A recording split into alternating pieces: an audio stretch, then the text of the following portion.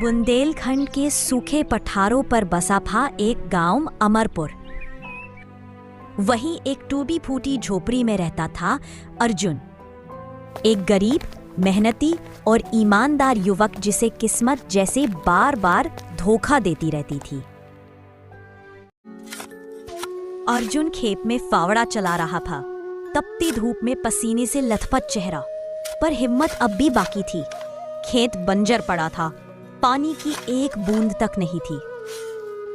इतनी मेहनत कर ली हमने, फिर भी खेतों में कुछ ना उगरो। हमारी तकदीर तो ऐसा लगो है सच में फतराई पे लिखी गई है। तभी उसका दोस्त नरेश वहां आ पहुंचा। काहे रे अर्जुन, तू फिर से मिट्टी खोद रहा है? अरे हमने तो सुना है कि इस बार तो बीज ने भी मना कर दिया है कि भैया हम इस मिट्टी में ना उगे हैं। अरे नरेश, तू तो जानता है मेहनत करने वालों को भगवान देर से देता है, पर देता जरूर है। भगवान? अबे तेरे हिस्से का तो भगवान भी भूल गया है। पूरा गांव कहता है तू तो जन्मजात बदकिस्मतिया है। हा हा हा हा, ज्यादा खीखी करके दया ना दिखाओ। बड़े आए, हमने भी सुनो है लोग क्या कह रहे हैं, पर नरेश सही बताएं तो हमारे अंदर से ना एक आवाज कहती है कि हमारी तकदीर बदलेगी। जब कोई भी ना मानेगा ना पूरे गांव में, तब भी हमको लग रहा है कि हमारी तकदीर तो बदलेगी। हैं? अबे तू भी ना अर्जुन सपनों की रोटी पर जिंदा है। कम से कम हमारा दिल तो जिंदा है नरेश, और उम्मीद भी। नरेश हंसते हुए वहां से चला गया। शाम को अर्जुन अपने घर लौट आया। उसकी अम्मा मिट्टी के चूल्हे पर बैठी थी, पर चूल्हा ठंडा पड़ा था। बेटा, लगता है भगवान ने तेरी तकदीर बिना स्याही की कलम से लिखी है। ए अम्मा, तुम ही तो सिखाती हो हिम्मत कभी नहीं हारनी चाहिए। पर बेटा, जब पेट भूखा हो और किस्मत अंधी, तब माँ का दिल कांप जाता है। अपने दिल को जरा थाम लो अम्मा। तू देखना, जिस मिट्टी को सबने छोड़ा है ना, वही हम एक दिन सोना उगाएंगे। हाँ, तेरा भरोसा अभी भी नहीं टूटा। हमारा भरोसा अभी ना टूटो अम्मा। तकदीर को हम नहीं चुन सकते, पर तकदीर से हारना भी तो जरूरी नहीं है ना। तू बस हम साथ दे अम्मा, फिर देख हम का कमाल करते हैं। कुछ देर बाद अर्जुन सो गया।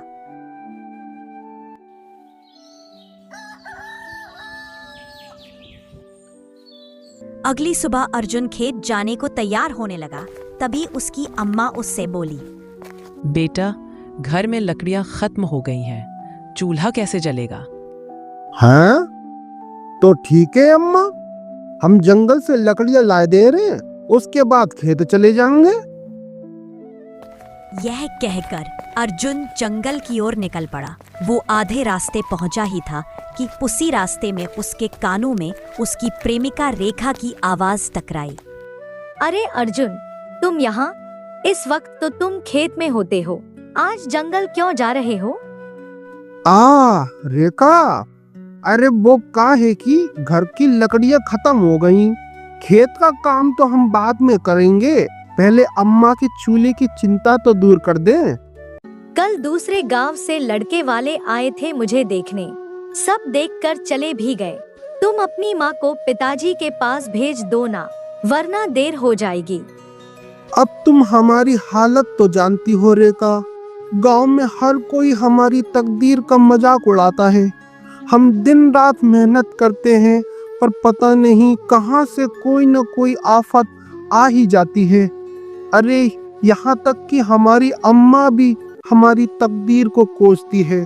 अब बताओ भला ऐसे में तुम्हारा हाथ मांगने की हिम्मत हम कहां से लेकर आए? मैं रोज मंदिर में पूजा करके तुम्हारे लिए प्रार्थना करती हूँ। गांव वाले जो बोलते हैं वो उनकी मूर्खता है। इंसान की तकदीर से ज्यादा उसकी सोच मायने रखती है। तुम्हारी सोच साफ है, तुम्हारा दिल सच्चा है। एक दिन यही सोच तुम्हें बहुत आगे ले जाएगी अर्जुन। रेखा के शब्दों ने अर्जुन के मन में एक हल्की सी उम्मीद की लौ जला दी। रेखा घर लौट गई और अर्जुन जंगल की ओर बढ़ गया, पर इस बार उसके मन में कुछ और ही गहराइयां चल रही थी। अरे कभी भी कुछ ठीक काहे नहीं होता है, हमें समझ नहीं आ रहा। मेहनत भी करता हूँ, दुआएं भी मिलती हैं, पर फिर भी हर बार सब कुछ बिगड़ ही क्यों जाता है, समझ ही नहीं आ रहा। गहरी सोच में डूबते हुए वो जंगल में लकड़ियां काटने लगा। थोड़ी देर बाद उसने लकड़ियां बांधी और वापस गांव की ओर चल पड़ा।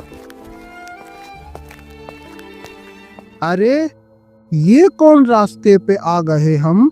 ये तो, अरे दद्दा रे, हम तो रास्ता ही भटक गए।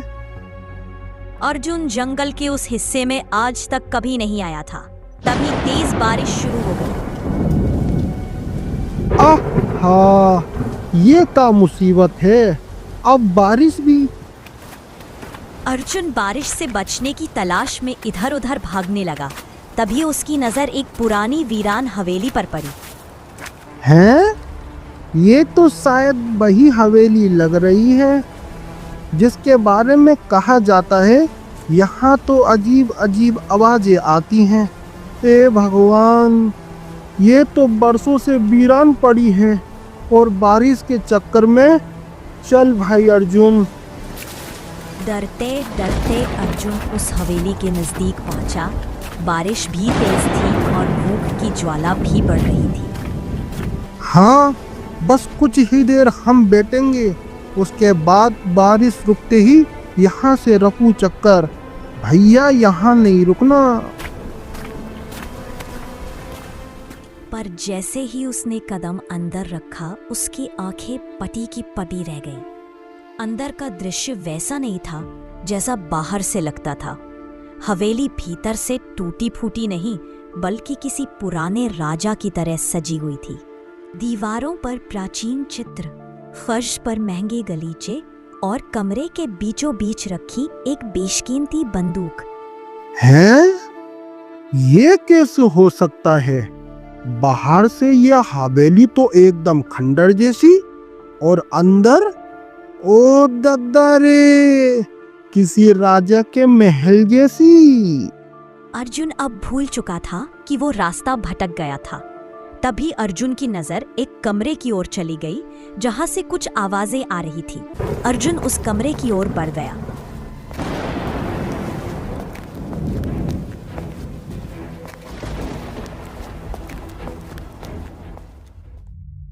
सामने का दृश्य देखकर वो बुरी तरह चौंक गया। जो कहा है, एक बड़े से पिंजरे में तोता बंद है और ऊ के बगल में एक खोटे से बंधा गधा भी। तोता और गधा संगे संगे, बड़ी विचित्र बात है। ई वीरान हवेली में ये तोता और गधा क्या कर रहे हैं? एक तोता तो देख के ऐसा लगो है जैसे रोज खाता पीता है, और यह गधा तो ऐसा लग रहा है जैसे अवाई अवाई बांधो गया है। इसका क्या मतलब है? कोई इस हवेली में रहता है? आखिरकार तू आ ही गया अर्जुन, लेकिन तूने आने में देर कर दी। तो क्या हो गया अगर सुबह का भूला शाम को आ जाए तो उसे भूला ना कहते?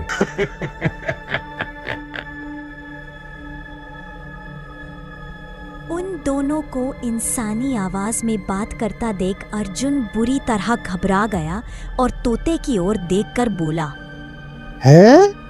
जो कैसे संभव है? तुम तो एक तोता हो, तुम इंसानों की भाषा कैसे बात कर सकते हो? ओ जी गधा भी, ये कैसे इंसानों की भाषा में बात कर रहा है?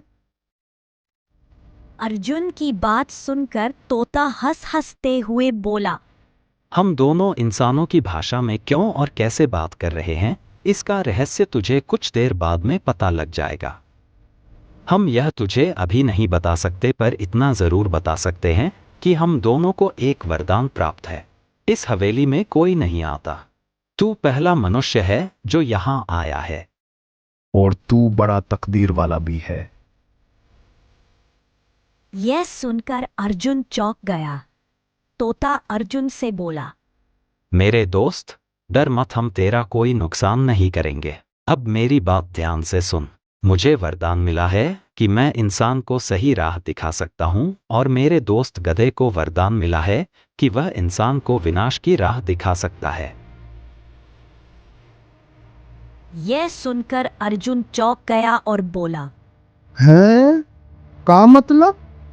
अरे भाई, मतलब यह है कि हम किस्मत तो नहीं लिखते, पर हम ऐसे मौके जरूर दिखाते हैं जिससे किस्मत बनाई जा सकती है। एक राह भलाई की और एक राह बर्बादी की। जो तू चुनेगा उसी से तेरी किस्मत बनेगी।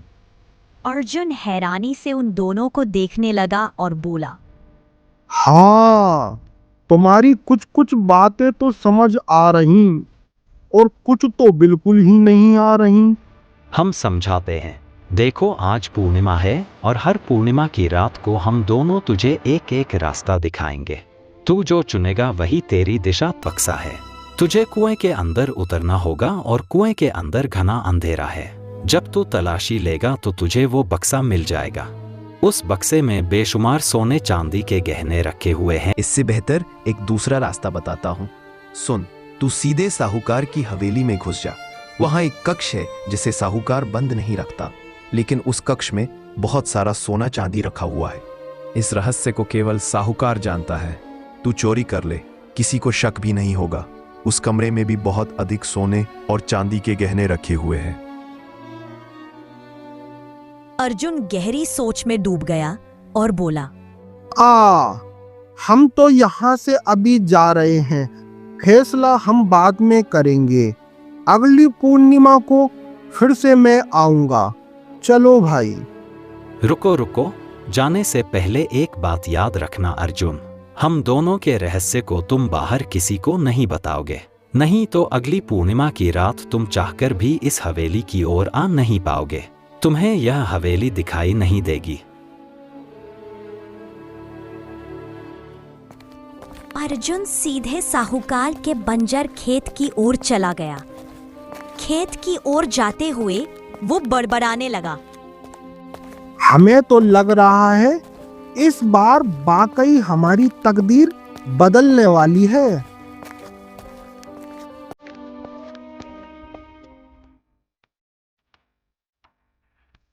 अर्जुन कुएं में उतर गया। उसे वह तांबे का बक्सा मिल गया। अर्जुन बक्से को लेकर कुएं से बाहर आ गया और रात के अंधेरे में अपने घर की ओर चल पड़ा।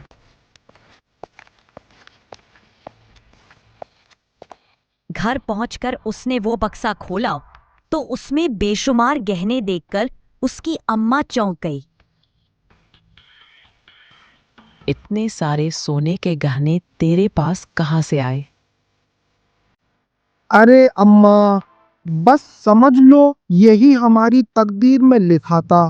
और अम्मा, विश्वास करो, तुम्हारा बेटा कभी चोरी ना कर सकता।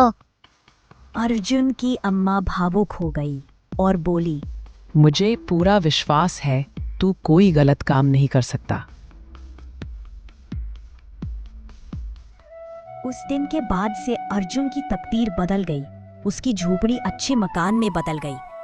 उसने खेती छोड़कर व्यापार करना शुरू कर दिया और देखते ही देखते वो धनवान बन गया।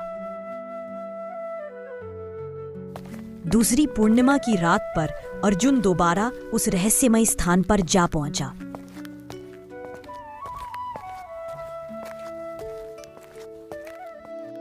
तोता और गधा पहले से मौजूद थे। लगता है तूने अच्छाई के रास्ते को चुना। चलो अच्छा है, अब देख तेरे साथ क्या होता है। अब मेरी बात ध्यान से सुन। राजा विक्रमसेन अपने महल में युवकों की परीक्षा ले रहा है। जो जीत गया उसे दरबार में संदेशवाहक बनाया जाएगा।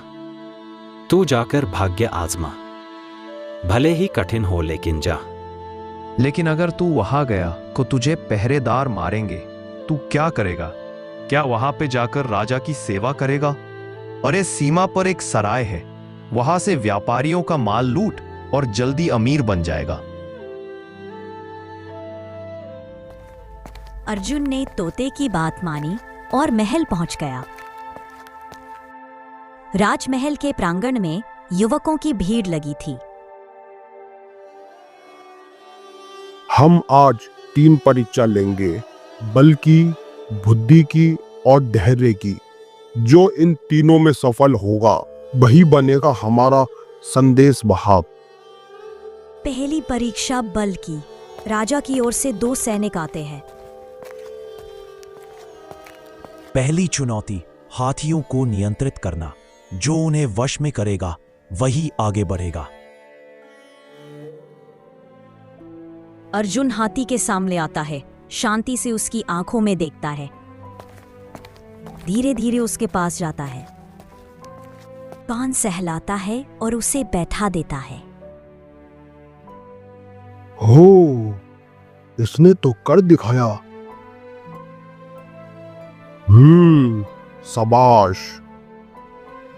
अगली परीक्षा बुद्धि की परीक्षा। एक पहेली है, 4 दीवारों में बंद हूं मैं, ना मैं दिखता ना मैं चलता, मेरे बिना सब मौन है, मुझसे ही हर बात पलता।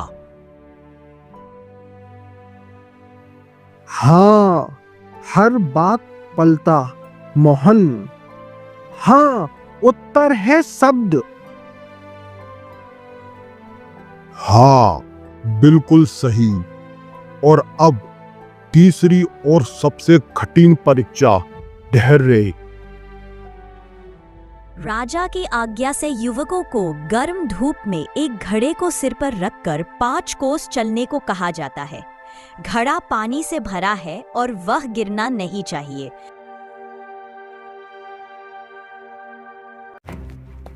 अर्जुन पूरे रास्ते मौन, शांत, संयमित रहता है, घड़ा नहीं गिराता।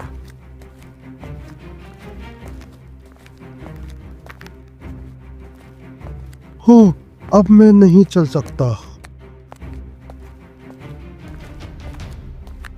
अरे मेरा तो पानी छलक गया।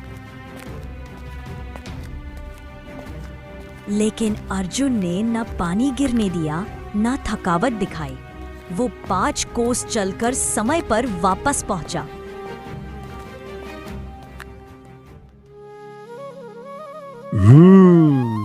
तो तीनों परीक्षा में जिसने विजय पाई वो अर्जुन है। हम इसे राज दरबार का संदेश वाहक नियुक्त करते हैं। दरबार गूंजता है, जय हो, जय हो।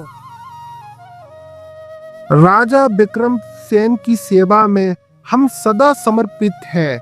महाराज की जय हो, महाराज की जय हो। इस तरह अर्जुन ने दूसरी पूर्णिमा पर भी अच्छाई का रास्ता चुना और उसके जीवन ने एक और मोड़ ले लिया। गांव वालों ने अर्जुन को हमेशा फूटी तकदीर वाला समझा था। कोई उसे देखना तक पसंद नहीं करता था। लेकिन जब उसकी मेहनत रंग लाई और वो राज दरबार का संदेशवाहक बना तो पूरे गांव की सोच बदल गई। अरे भाई, अर्जुन तो अब तकदीर वाला बन गया रे। जैसी तकदीर पलटी है वैसी शायद किसी की पलटे। वही गांव जो कभी उसका उपहास करता था अब उसे सम्मान की दृष्टि से देखने लगा।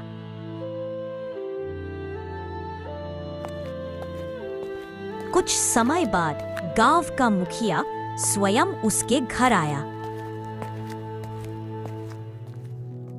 प्रणाम माता जी, प्रणाम।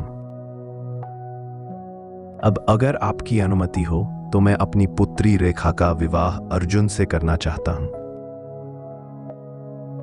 यह हमारे लिए सौभाग्य की बात होगी। हर पिता यही तो चाहता है कि उसकी पुत्री किसी तकदीर वाले के साथ ब्याही जाए। अर्जुन मुस्कुरा दिया, मन ही मन सोचने लगा।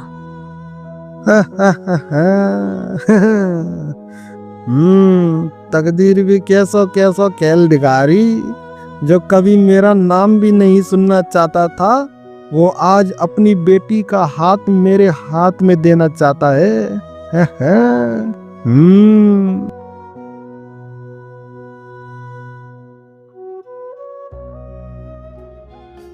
कुछ ही दिनों में विवाह संपन्न हो गया। रेखा अर्जुन की अर्धांगिनी बन गई।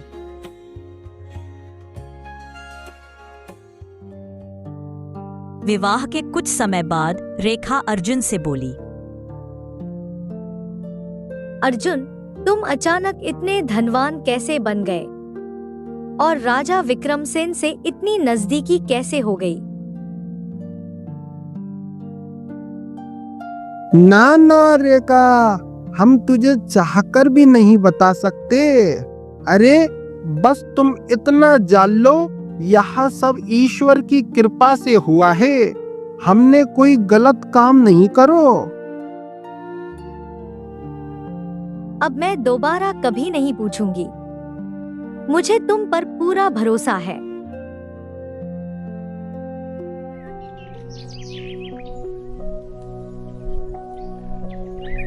समय बीतता गया, लेकिन पूर्णिमा की रात अर्जुन को फिर से तोते और गधे की याद आई। उस रात कुछ खींचता हुआ उसे हवेली की ओर ले गया। हवेली की दहलीज पर कदम रखते ही दीवारें कांप उठी।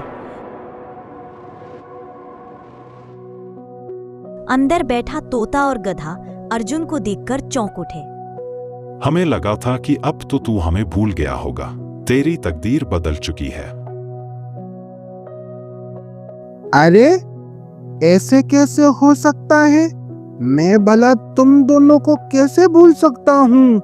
लेकिन आज मैं यहाँ किसी इच्छा से नहीं आया। मैं आज ये जानने आया हूँ कि तुम दोनों आखिरकार हो कौन? हाँ, अब वक्त आ गया है सच्चाई बताने का और हमारे श्राप से मुक्त होने का। तू हर बार भले रास्ते पर गया, इसी वजह से हमें आजादी मिल रही है।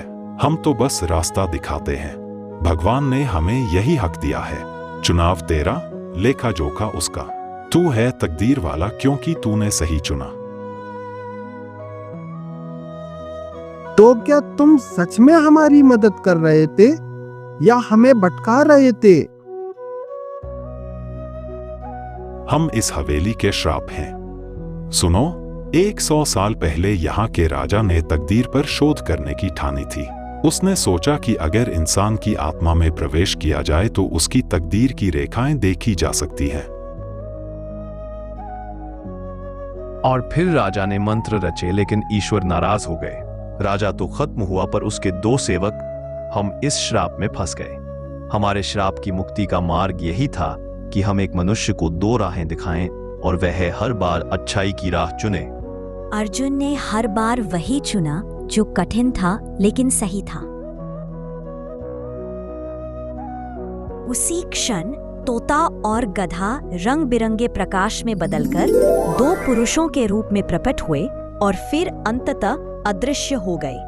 अर्जुन को कोई आश्चर्य नहीं हुआ, उसे सब ज्ञात हो चुका था। हाँ, तो अब मैं इस रहस्य को हमेशा बनाए रखूंगा। तुम दोनों का बहुत बहुत धन्यवाद। इतना कहकर अर्जुन मुस्कुराया और हवेली से बाहर निकल गया।